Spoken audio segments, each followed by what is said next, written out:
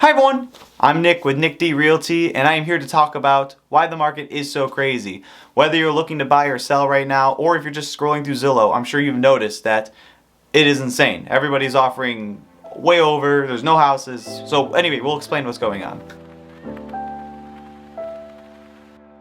So what is happening in the real estate market and why do you keep hearing about it? Well, buyers are getting beat out with crazy offers. Houses are going for way more money than they're really worth. Mortgage rates are at historic lows, which affects the buying and the selling side, which we'll talk about. And there's just not a lot of houses up for sale. So there's multiple reasons why this is happening, and a lot of it is just compounding on top of each other.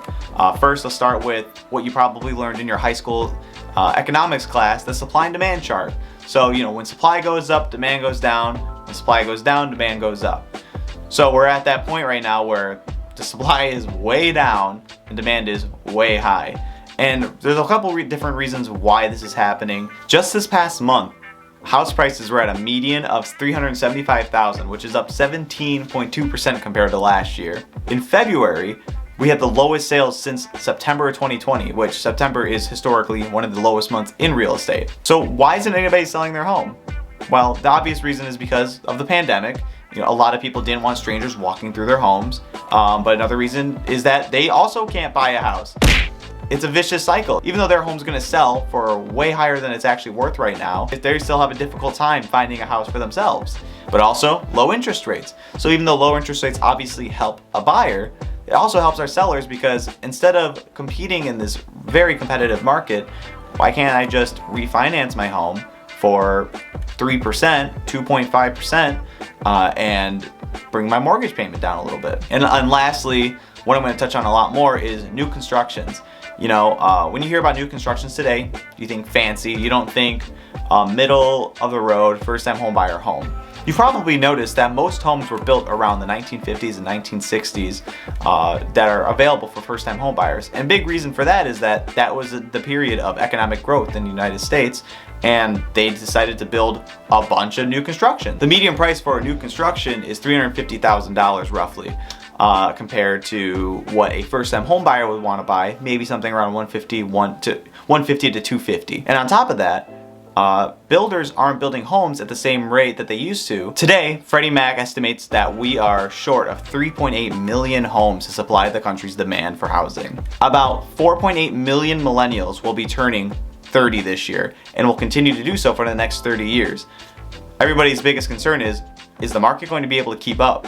To make matters worse, lumber prices are the highest they've ever been, which is just driving up the price of new constructions as well. Now moving on to the buyer side of things, interest rates are the lowest they've ever been. We've already talked a little bit about how sellers benefit from this, but buyers as well, if they can get a loan for 2.5 to 3% as opposed to 10 years ago when they were 8% or even in the double digits, they're more easily able to buy their first home, which is huge. Because buyers can afford more, they're able to max out their budget a lot easier and be more competitive and add appraisal assurances on all of these offers. That's why we're seeing these multiple offer situations where you'll have a conventional loan with 20% down, with 10% appraisal assurance, so on and so forth. It's crazy. So how is this going to end? What's going to happen from here on out? Well, we've already seen interest rates starting to go back up, and with that, we might see less buyers on the market. However, another big thing that we're going to be looking at is the eviction moratorium. Last year, at the start of the pandemic, evictions were banned as people found themselves out of work suddenly. As of recently, courts have deemed the eviction ban unlawful. So now we're going to see if there's going to be an influx of homes on the market, or if there's going to be an influx of buyers or renters on the market that will affect how things go moving forward. Overall, prices are going to continue to rise, but not at the rate that it's been rising now. Last year, according to Realtor.com, prices were frozen from the year previous. This year, they're up 17.2%, which is a far cry from the usual 5 to 8%. Historically, real estate always appreciates in value. The data suggests that it's going to be more than usual. Will it be 17.2% every year? Probably not. If you are a seller right now and you can find somewhere to buy, do it. It's a great time to sell your home. If you're looking to buy and you have time to spare, maybe waiting until July or so is probably a good bet. However, that doesn't mean that you can't buy a home now. I have plenty of clients that have been able to find a house. And if you're a buyer right now, make sure you have a good agent that knows all the tricks, the ins and outs to get your offer accepted without a higher purchase price.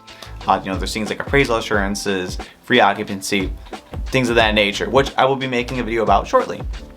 Anyway, that's kind of the gist of what's going on in the real estate market. If you have any more questions, feel free to reach out to me, leave a comment below. If you like this kind of content, subscribe. I hope to do more of it. And yeah, thank you all for watching. See you in the next one.